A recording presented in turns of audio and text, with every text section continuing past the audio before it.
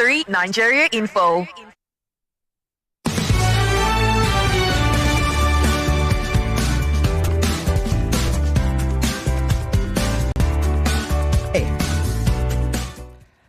Well, that was the news headlines from Yvonne. Now, I told you we're going to be talking about Ukraine and Russia, and you've all been asking for it. And I told you we've got like great lengths to find people who are able to discuss it until we're able to get the ambassador. So let me take you back. Or before I do that, I'll introduce you to my guest.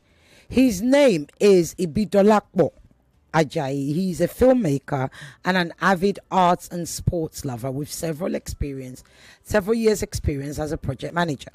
However, you're probably thinking, then why have you got him talking about Ukraine, Russia, global issues that we talk about on Borderlands? Well, guess what? He's also a global analyst. Now, let me take you back. Ukraine, Russia. This war, we must go back to 1991. Ukraine gained independence from the collapse of the Soviet Union. Remember, the Soviet Union was massive, one of the strongest and most feared unions, right? Okay, a bit like the German Union. Right, over the years, Ukraine moved closer to NATO, having gained their independence, right? Now, when the Soviet Union was being broken up and it became Russia, there was an agreement which some say was verbal. And it is an agreement that Putin has held on to, where NATO had promised not to expand into Russia. Again, Gorbachev, who was the last president of the Soviet Union, actually said this was agreed. However, NATO said if it was agreed, it would have been written down. So let's call it a so-called unwritten agreement, right? That's the best way to put it. Now, so Ukraine begins to move further. Remember, there was a Viktor Yanukovych, that's the word. Viktor Yanukovych, who was the president of Ukraine. He was very Russian-centric, right? It was very much a paddy, as we say in Nigeria, of Putin. Okay, now, when the people of Ukraine wanted to move closer to Europe, Yanukovych said no. That led to a revolution. As a result of that revolution, he was kicked out. Now, some would say to you, he wasn't just kicked out by the people. That kicking out was actually done by USA, possibly Biden's son. I don't know. I'm going to ask my guest to tell us who he thinks done it, as we say in the UK. Now, we then get to this point where Russia has annexed Crimea, and NATO's thinking, well, if you let him do this, he's going to keep moving forward into the whole of Ukraine, right? So Yanukovych is gone. We now have a comedian. Why has his name suddenly gone out of my head? A comedian who became the president. Okay? All right? His name will come back to me. Who became the president of Ukraine. And he's very much Western friendly. He likes NATO. He likes the EU. And of course, arguably, they were the ones who, quote unquote, installed him, in inverted commas. So now, he's saying, I want to move closer to EU, and Putin is saying, no, you can't, brother, because we are brothers, and you weren't supposed to be doing this. They are not supposed to be in my backyard. If you join them, then NATO will be able to build in my backyard, meaning NATO will have military forces literally inside Russia, because remember, they're on the same land pretty much. Anyway, it all goes forward. Putin's not happy. Putin says, look, let's make up as friends. Comedian, what's his name now? Why is his name flying out of my head? Says, okay, let's try and make up. And then a man from the UK, the former Prime Minister of the UK, Boris Johnson, gets on a plane, flies all the way to Ukraine to go and stop the brothers from making up. Angela Merkel was also very much about the diplomatic solution. Remember Angela Merkel? Easily one of the world's greatest leaders. Yes, she also tried to do this through diplomatic solution.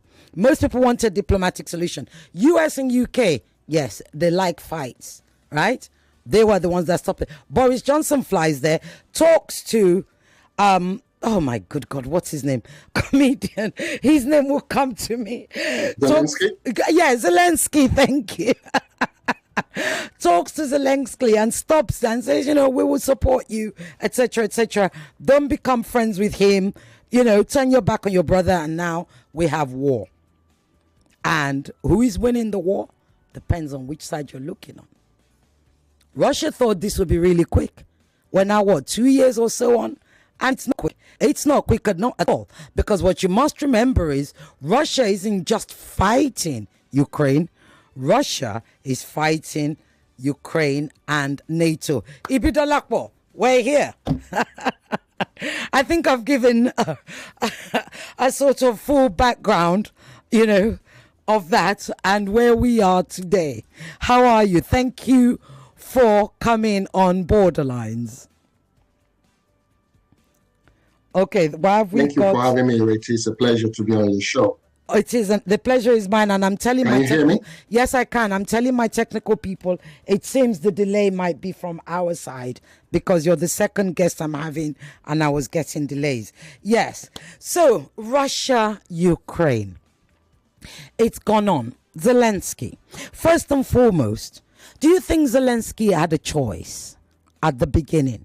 Even though before Boris Johnson went to whisper in his ear and gave him all sorts of promises that has since become, maybe they've delivered 20-30% of the promises that okay. Do you think he had a choice, or was it an ego thing where he thought we are going to stand up to Putin because we're not going to let him lord it over us?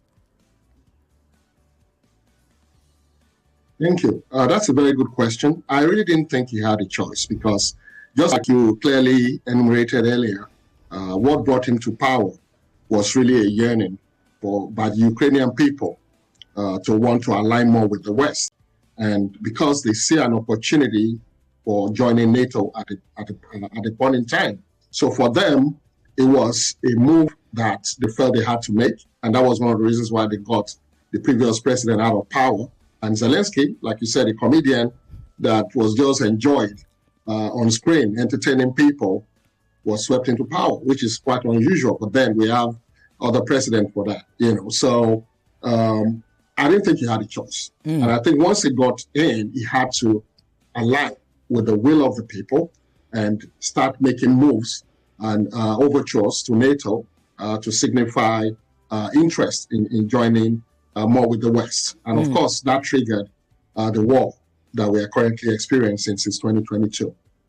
One of the things that, so Zelensky was obviously anti-Yanukovych before, and also one of the accusations that Putin said was that Zelensky or Ukraine was very Nazified.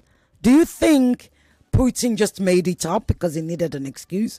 Or, I mean, there has been, there's evidence that there are some Nazi factions. But the question is, was it really that much of a problem that he needed to kind of denazify the place as he claimed? I think it was more of an excuse by Putin, you ask me. For him, he needed a reason to try and get the separatist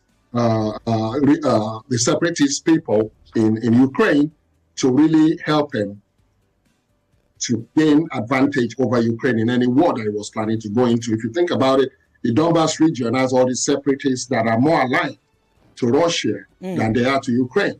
So for him, once he annexed Crimea, it became a move to try to because if you think about it, Ukraine has such a strategic position in the former Soviet Union. They were the breadbasket. They also had, the transit, to Europe for moving energy and goods and a whole lot of things. So if he allows Ukraine to align more with the West, he's going to lose that advantage. So anything that he could use as an excuse was what he was going to do. It didn't matter what it was, but he needed a reason to go in.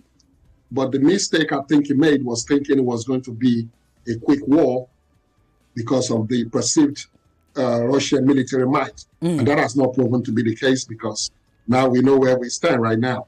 And the war is not looking like it's going to end anytime soon.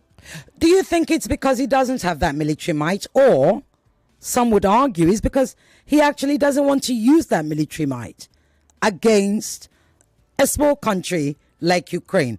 Because often when the West presents a leader like Putin, they tend to present him like an illogical, sort of Hitler-fied, unfeeling, irrational leader. But if there's one thing one does get to learn, if you're a global watcher, you realize that this man actually is very calculative. Now, of course, not every calculation is going to work out as you wish, but he's very calculative. He's not as irrational as they paint him to be. So is it that he doesn't have the might, or he just doesn't want to use the might against a small country like Ukraine? A bit to say, why would I use my big punch for that one? Let me just give him a little slap. I think Russia does have the might because, they've always been in this arms race against the United States, as in who has the biggest muscle. So there is no doubt that they have that capability. But you also have to think of the fact that Ukraine is also one of the largest countries in Europe, so they have size. They may not be able to match Russia's might, but there are a lot of people in Ukraine, especially in the Donbas region, that are more Russian than they are Ukrainian. So there are a lot of factors that I'm sure Putin will have, considered. And you are very correct. He's very calculating. I don't think he's dumb. I think he's a very, very smart man. And one of the reasons why he has not come to the table to negotiate till date is because he's gotten support from India and China. So all the economic sanctions that have been levied against Russia to try and bring him to the table has not been effective, because now he's selling oil and, at subsidized rates to those two countries. So they've kind of leveraged that to minimize the impact. But I believe Russia has the might. We have seen some of it in action, and it's caused a lot of humanitarian issues in Ukraine. I don't think it wants to go all the way, because then we could be talking something much bigger. Just a Russia-Ukraine war, we could be looking at a world war. So I don't think Russia is prepared for that. Indeed. So when the war started, one of the things that became apparent that was affected, certainly in the whole of Europe, was the cost of gas. In parallel to that was suddenly we realized that there's a gas pipeline that's supposed to be coming to Nigeria, from Nigeria to Europe. And we're like, okay, what to do now? Because it'll appear that the reason America and Europe were literally cozying up to us was because they didn't want to depend on the gas from, Putin, from Russia anymore. What do you think has since happened with that gas supply? Is Europe still partly using Russian gas? Because we're now in the winter and they're in trouble. Well, they're in trouble. They're in trouble. And that's why they really want Ukraine to be more on the side of the West. They're still dependent on Russian gas to some extent, but a lot of European countries are making adjustments to find alternative sources of energy. Because once the war ensued, it was clear that they were going to suffer based on the fact that they were, imposing sanctions against Russia. So now they are calculating and looking at what are the options. Nigeria was one of the options to get fully cheap energy, but that hasn't really transpired. So to their interest, they would like to see a resolution to this war. But as far as energy is concerned, they are basically finding energy any which way they can and trying to also use alternate sources of energy so they can survive the harsh winter that we see in Europe. So effectively, could one then say Putin is having the last laugh, especially with regards to this gas supply. Well, right now he is, because, the sanctions have not worked. And basically, he is able to sell his gas to China, to India. So they're still making money. The financial sanctions against their banking sector has not effectively brought him to the table either. So for him, he feels at some point he's going to be the victor in this case. But the key now is, if you factor what has just happened in the United States in the last month with Trump coming back as president, is perceived to be somebody that has a soft spot for Putin, and his interests will more align with Putin than he will do with Zelensky. Because Zelensky at the time was hoping that perhaps President Biden will return. And now that has not happened, and it's not going to happen. So now he has to cozy up to President Trump when he resumes office in January, and hope that he will get some concessions from him. But my feeling is Trump is going to force his hand to either concede some areas to Russia, because he doesn't want a prolonged war either. He wants to see a quick conclusion to this war. And I think it's going to be more in favor of Russia than it will be Ukraine. Well, indeed. I mean, one of the things that Trump was known for was, quote unquote, being friends with Putin. He doesn't like wars. He doesn't like to fight, despite the fact that he caused quite a lot of upheaval in other parts of the world that the world wasn't, literally, people weren't keeping attention on. But he's known to be friends with Putin and everything. One of the other things is the economic instability that was caused by the Ukraine-Russian war. Talk to us about that economic instability. So, with the fact that Ukraine played a big part when we had the former Soviet Union, and as an independent country, it became the breadbasket of that region. It really, really served as a big blow to Russia when this war started. And economically, it is a daunting aspect. Russia is suffering, don't get it wrong. They are suffering, but they've only been able to cushion it with the help of, again, like I said earlier, India and China. But the economic impact is very, very severe, because it's not only stopped them from selling gas to the rest of Europe. They've not been able to develop more in the area of technology. They've not been able to improve on their nuclear program. They've not been able to improve on their space program. Because most of those things have been put on hold because of the sanctions that are against them. So it has a huge economic impact on Russia. Ukraine, on the other hand, is getting a lot of support from the United States and other Western countries just to try to bolster their defense against the aggression of Russia. So Russia definitely is feeling the economic pain more than Ukraine is at this present point in time. But America continues to supply Ukraine with ammunition. They've spent billions, and it seems to go on and on and on. And of course, it never seems to be enough, because Ukraine keeps coming back to ask for more. Now, of course, everybody going through an economic downturn. America is shifting a little bit back. Europe is shifting a little bit back. The UK is shifting a little bit back. What's going to become of Ukraine and the funding that it's getting for, ammunition and for its people, the aid for its people? So if you look at President Biden's approach to the war, his own goal is to bolster democracy and to kind of put a stand against authoritarian governments like Russia, China. So in their minds, they are fighting to uphold democracy in Ukraine. And that's why they were supplying Ukraine with ammunition, with funds to strengthen the country. Now, that has an effect on the U.S. economy, because basically that's money that could be spent on developing infrastructure, on helping, industries grow.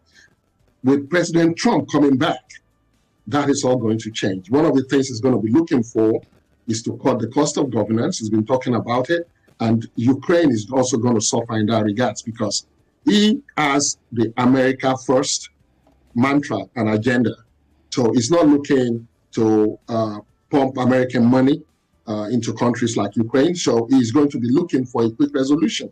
And he's going to try to bring both of them to the table or force the hands of Zelensky into conceding some ground to Russia so that he can bring the war to an end. If you also think about the fact that President Trump is also not very NATO-friendly, he's been talking about, cutting the U.S. funds NATO spend, to support NATO, even in his first term. Yeah. Yes, so that NATO should be able to take care of itself.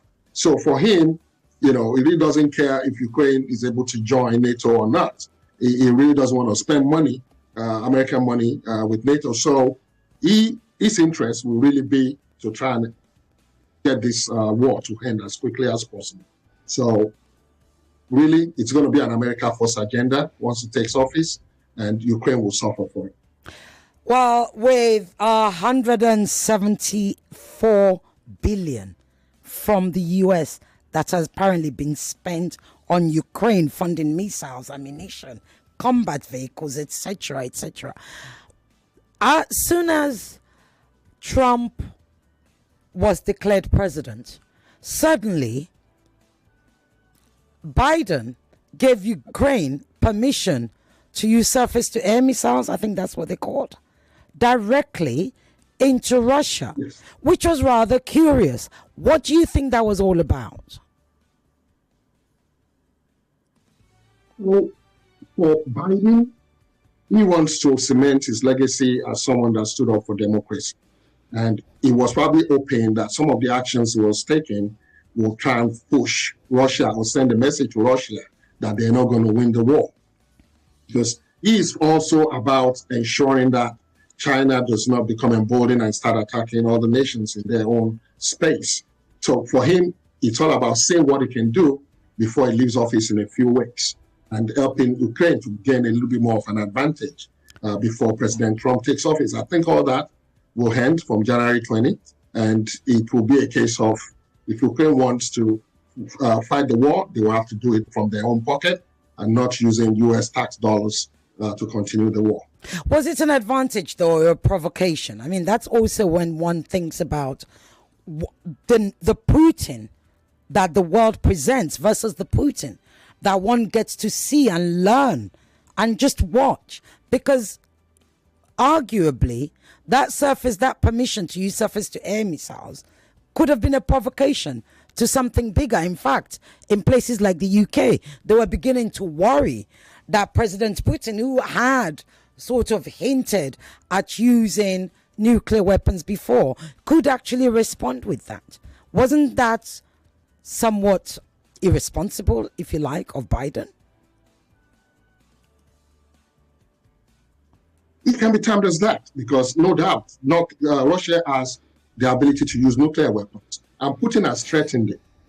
So one should perhaps give him credit for having a bit of restraint in getting to that level, because like I said earlier, once we get to that stage, all bets are off. We don't know what will happen next.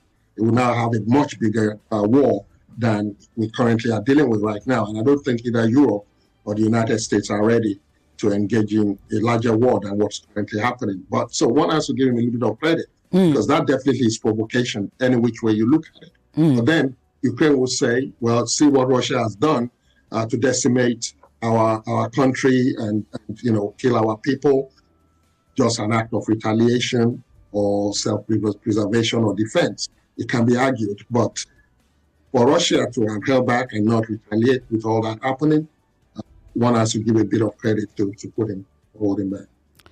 But I also think, in his mind, seeing that an ally is likely to come into...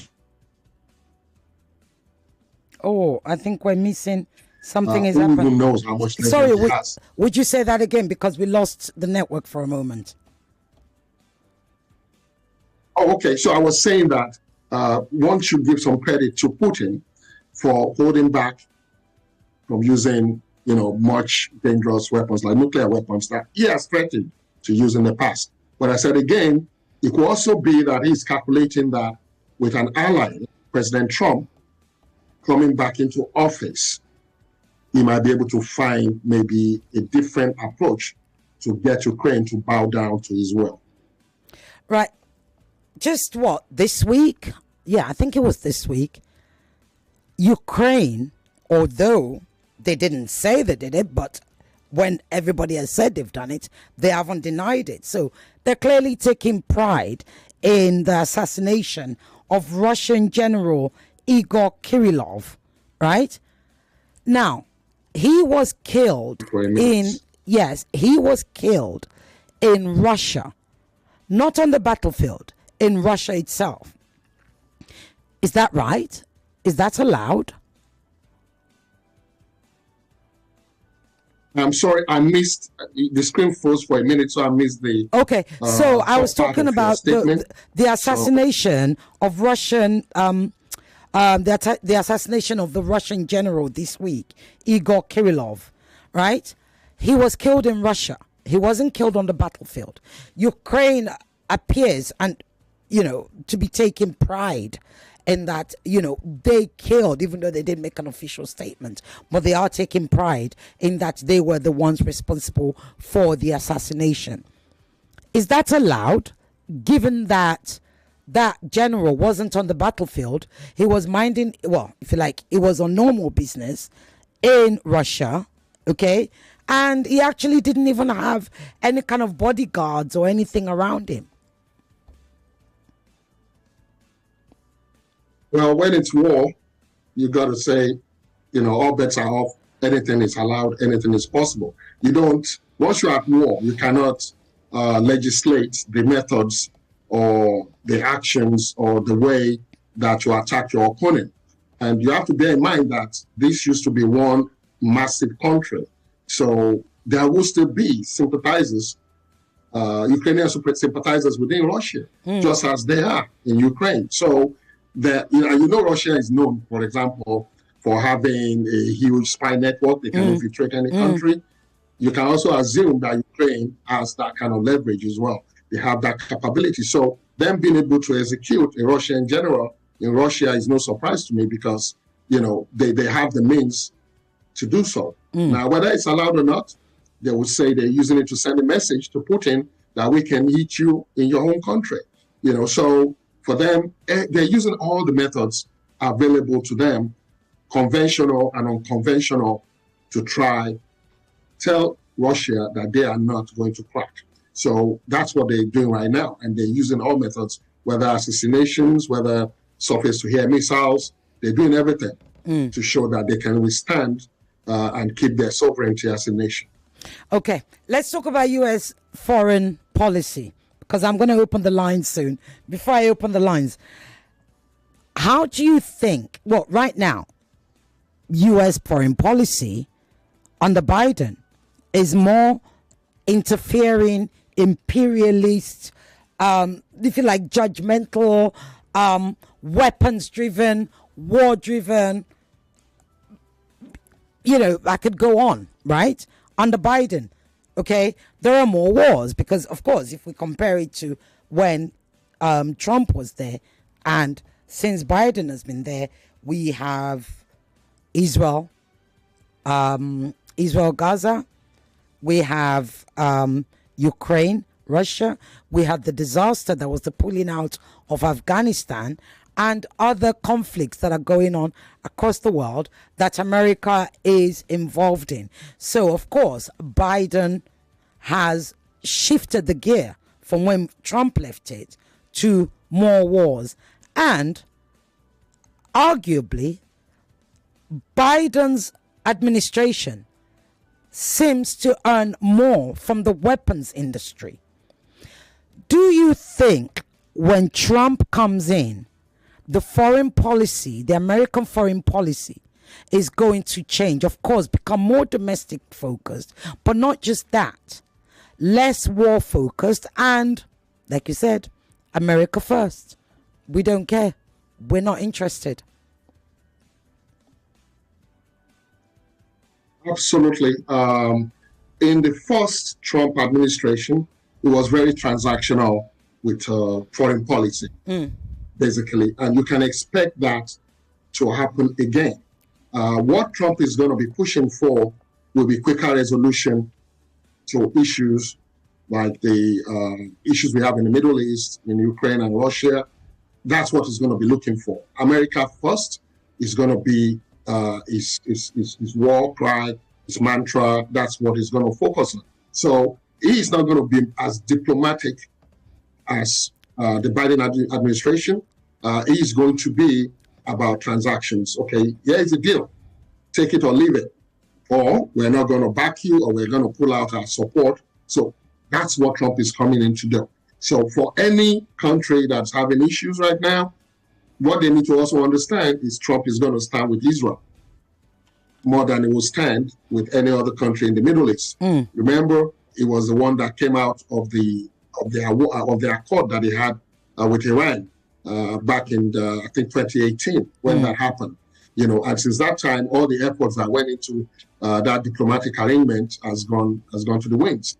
So, but he doesn't. He just wants situations where, in fairness, he has not had as many wars as has happened under the Biden administration. So that's one of his, his credits that he flaunts, that he was able to bring peace, because of the way he handled U.S. foreign policy. So we can expect to see a return of Trump's first term's foreign policy coming back again. And if you look at the people that he has appointed to his cabinet at the moment, they are going to be people that he can influence to push his agenda in the Middle East.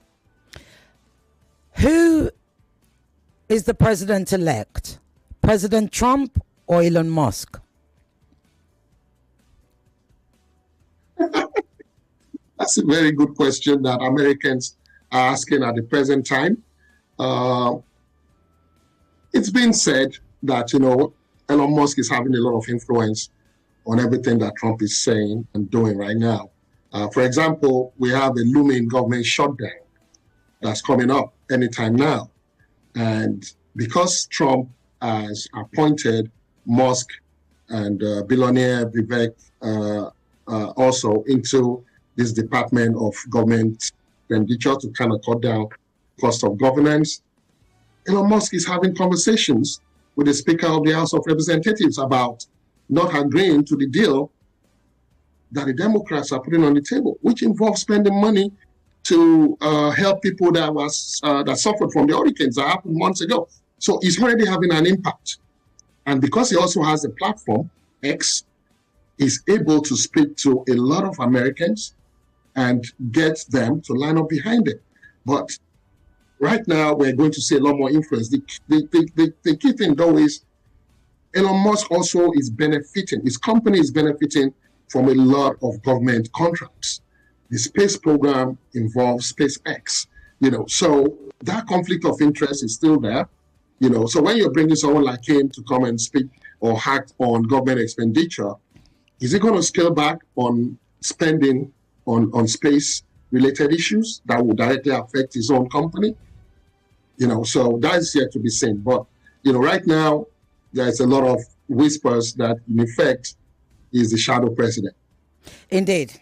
Now, whilst Trump, or President-elect Trump, is commonly known to be transactional, as you rightly said, America, on the other hand, is known or has gained an even bigger reputation for being a hypocrite. For instance, Putin has immediately got warrant issued by the ICC. He couldn't go anywhere.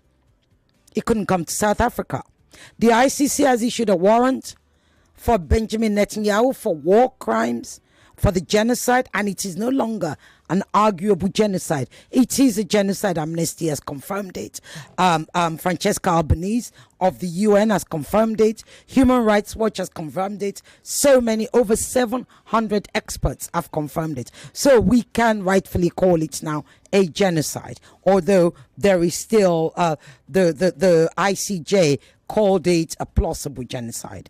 Now, the moment Netanyahu got a warrant issued for his arrest, not only the prosecutor Justice Khan, started to get threats directly from the likes of Mitch McConnell. But Mitch McConnell actually said, this doesn't apply to us. You cannot issue a warrant for Israel. They're pretty much saying they're under American protection. And we're not part of the countries that you issue warrants for. How do you think Trump is going to manage that hypocrisy? Or do you think he's going to revel in it and say, you know what, Mitch, you're right. We're not answering those people. It's an interesting question, because if you think of the fact that we, as Americans, have elected a president that was recently convicted 34 counts indictment, felony, so he's a convicted felon. Now he's going to be the president of the United States. All those cases against him currently himself have just been pulled, going away. It's not going to happen, So in a way, all the threats from the International Criminal Court, all those things are not going to happen, because his approach has always been, I'm being attacked, it's not because I did anything wrong, it's because, you're just using for something. Hurt me. Remember the Russian hoax when it was about to finish presidency, and that was one of the things he's still holding against Zelensky, by the way. And, but to your point, all the indictments, all the, that we're seeing from the ICC against the likes of Netanyahu, Putin, they are not going to go anywhere once Trump becomes president. They're not going to go anywhere because, again, Benjamin Netanyahu enjoys a great relationship. With the U.S. might, is going to lean on the courts to let it go. And it's just not going to, which would be unfair, really, because if we think of the genocide we witnessed that has been rightly confirmed by all the human rights bodies, for anyone to get away from answering to those. But, really. So here's the thing that I think most people often forget. And Trump is said to be a vindictive man, right? He goes after people that he believes let him down or he believes betrayed him, even though those people were doing the right thing, right? Incidentally, I find it curious that Ivanka is not part of his administration this time. Very, very curious, because she also stepped really back when he was going through, when he was doing the whole insurrection at, the House. But going back to my question, if it's true that Trump is a vindictive person, one of the things he had said before was he called Benjamin Netanyahu a traitor, because Benjamin Netanyahu accepted, praised and congratulated Biden for winning the election when Trump felt that he won and that the election was stolen from him. So is it possible, is it marginally possible, that Trump could basically be doing the transactional thing, like cozying up to Netanyahu until he wins, until he gets into office, and then stabs him in the back? Or is it not? No? Very possible. It is very, very possible. And that was a very good point, because, and if you think about it, Netanyahu was also one of the first people to congratulate him. Correct. When he won the presidency this time around. So he knows potentially what will be coming for him. You cannot rule anything out when it comes to Trump. He doesn't forget. He does not forgive those he perceives as his enemies. He's already talking about going after Liz Cheney, the daughter of the former vice president, which is one of the most powerful families in the United States. You would think it will let that sleeping dog lie and just take the fact that now he's going to be president. He doesn't really need to bother with her, but he's going after her. He's already asking Congress, to go after her and, really put her up and file some charges against her. So anyone that he perceives as being an enemy, including Nancy Pelosi, all of them are going to have something to answer for unless he chooses to let it go. He's done that in the past, but at this present time, that he felt very strongly that they were pushing to have him sent to prison, which would have happened if he had not won. There was a very serious chance that he will have faced some jail time. But now that's all out of the window. So all those that he feels did not stand with him or were against him on his list of people he is likely to go after. To your point, his daughter, having seen the insurrection that happened on January 6th of 2020, decided she didn't want to be part of it. And I think the word was that there was issues between her and her father, regarding that they could have done better. But that kind of caused some, estrangement in that space. And you could tell that she wasn't really part of his campaign for the re-election until he won, and then she was on stage with him. But you probably will not see her or her husband as they were in the first Trump administration. So he is not a very forgiving man, and it is just something that Americans and the world have to brace up for the next 4 years. Right, I'm going to open up the phone lines 0201 277 0993 0201 465 7190. If you've been listening to the conversation and you had questions whilst Ibidolapo and I were talking, Ibidolapo rather, you should have been sending your messages to 0809 597 5805. Okay, I'm coming. That doesn't mean I don't have any more questions for Paul. So you know the rules.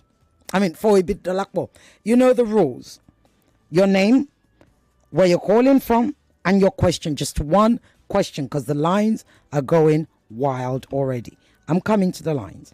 Hello. Hello. Hello, good evening, ma'am. How are you doing? I'm very well, thank you. Your name and where you're calling from, please. Ibidolapo here, and I greet our guests. First of all, let me disagree with you. Okay. It's not the revolving politics that went on, and the people finally said, "Oh, Russia intervened in his victory," in order for them to delegitimize his mandate.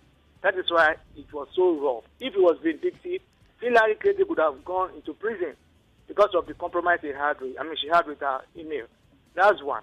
Now, Fatou Bensouda was the former head of ICC, and she was persona non grata during Trump's time. So the question whether America is going to allow... I need you to ask your question. You are taking up too much time. Okay, no more time. The final question now is this. EU is headed by Viktor Orban, that is Hungarian president, yes, who is an ally of Russia. Yes. Now, Trump is now the head of US, who is an ally or maybe a subtle ally of Russia as well. Yes. Germany is going to election in another 2 months' time now. Yes. France is having problems, financial and whatever. Yes. And now, with the no funding for NATO, do you think Russia is not going to be smiling all day? Okay. Thank you. All right. Good question. So, given the changes that are happening, you heard him, right? So, keep that right there. I'll come to you. Hello. Evening, Yogi. Good evening, Emmanuel. You have Emmanuel on the line. Okay, go ahead, Emmanuel. I have 2 comments I want your guests to respond to. Number one. You cheeky people with your 2 comments and questions. I believe institutions of the U.S. are trying to curb Russia in terms of extending their territory. George Bush met with Putin, and Putin requested to join NATO. George Bush said, "No problem, you are going to join." A few moments later, federal agents who were with George Bush overruled George Bush, and the story is today Russia is not part of NATO. What is the response of your guest to that? Number 2, I believe Russia kind of fear U.S. because other countries, France, Germany, and so on, they don't have the kind of military might, the U.S. has. In the beginning of the war, the head of U.S. military called the head of Russia military and said, "You must not use nuclear weapons or other weapons of destruction." When Russia wanted to use Orishnik of recent, they communicated to U.S. that we are about to use a weapon. Some people say it's a mutual respect, but I don't believe it because they fear the kind of response if the U.S. didn't know the kind of weapon they wanted to use. Okay. What is the response of your... So what you're saying is Russia afraid of the U.S. based on all the things that has happened? Okay. You can call 0201 277 0993 0201 465 7190.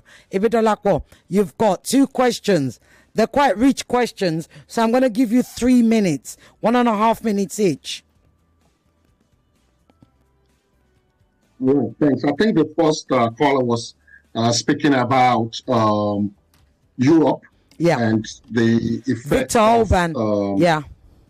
if I'm right, Victor Orban. Yes, so those are people that are aligned, with Putin, and Victor Orban is actually somebody that also supports President Trump. Because these are all nationalists, right wingers that really share that country first ideal. Now, in this kind of situation, what you will find is there's going to be like a core of European countries that will surround President Trump in supporting him.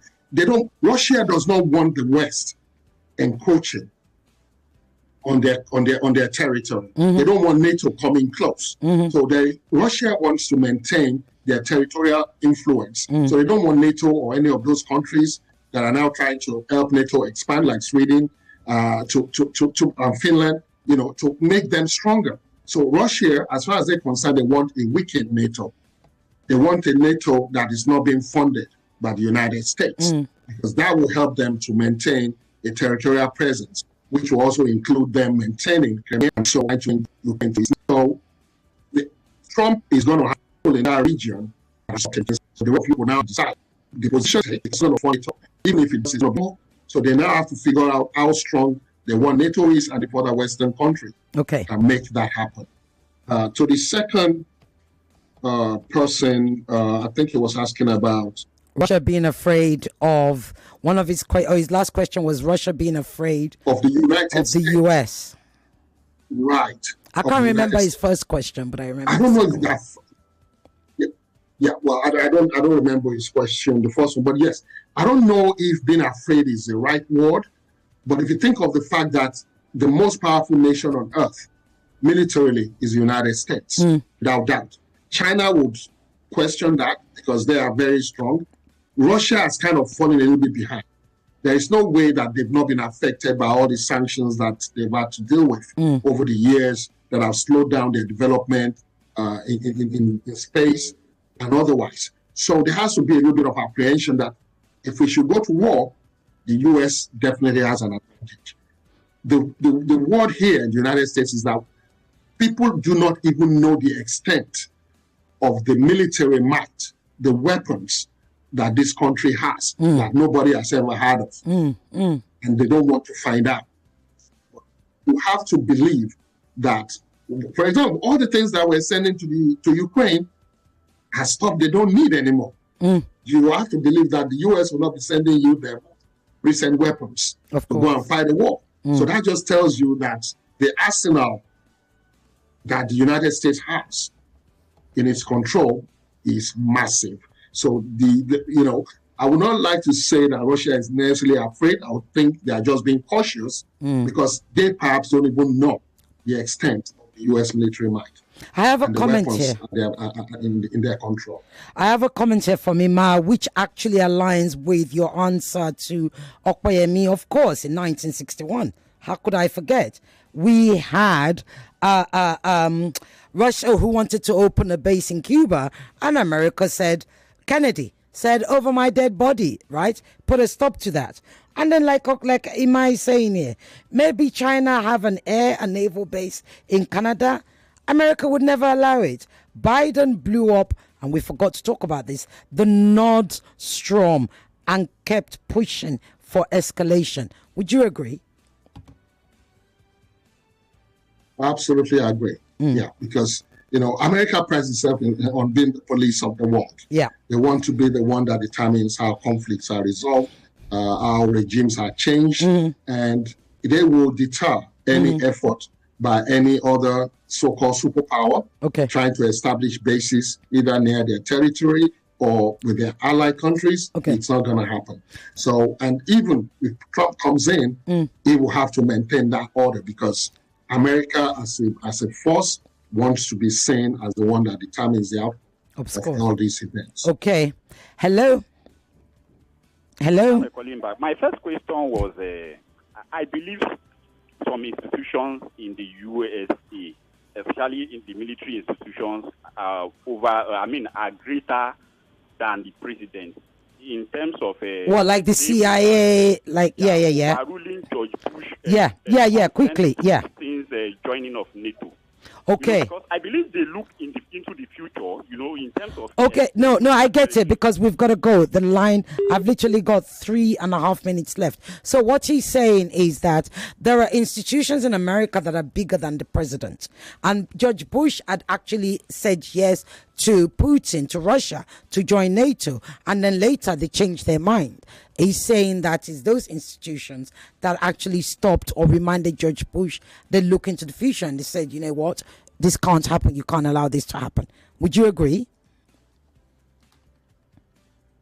Absolutely. If you think about it, allegiance in the United States is to the Constitution, not for a president, not a president, not a monarch. And those institutions are put there to safeguard the position, not the person.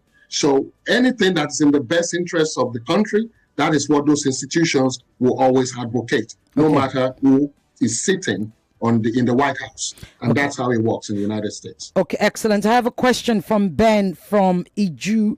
It's an excellent question. Ben says, good day. Since the ICC indictment has become selective or has become an African thing, does your guest think that African countries should pull out of the ICC? 30 seconds. That's a good question. Well, again, I wouldn't fault any African country that says they don't want to be part of it, because it's definitely selective. When it comes to Africa, they enforce it.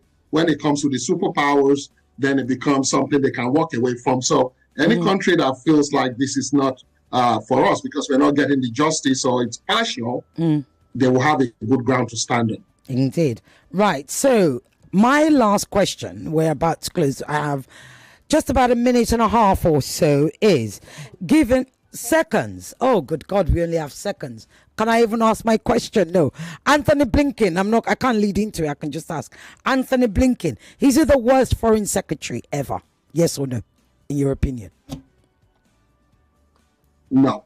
I think he's done as best as he could as the foreign secretary for the United States. He did his best given the task that Biden gave him. I don't think it's the worst one. We've seen worse. Okay, excellent. Ibidolapo Ajayi, President, the Movement Pro. Thank you so much for being on Borderlines.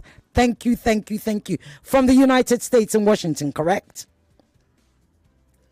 Game, there are players and then Agbabolas, MVP, Player of the Year, 10-0, no rival. Become an Agbabola with the new improved Maggi chicken flavor, the game changer, made with a flavorful formation of onions, celery, turmeric to bring out your top game in the kitchen. Elevate the taste of your everyday dishes with delicious rich chicken flavor. Oh yeah, let's go. New Maggi chicken flavor. 99.3 Nigeria Info. We are more than just radio. Subscribe to our YouTube channel at Nigeria Info FM. Check us out on Facebook at Nigeria Info 99.3. Follow us on Twitter at Nigeria Info FM and on Instagram at Nigeria Info FM Lagos for live updates as it happens. 99.3 Nigeria Info. Let's talk.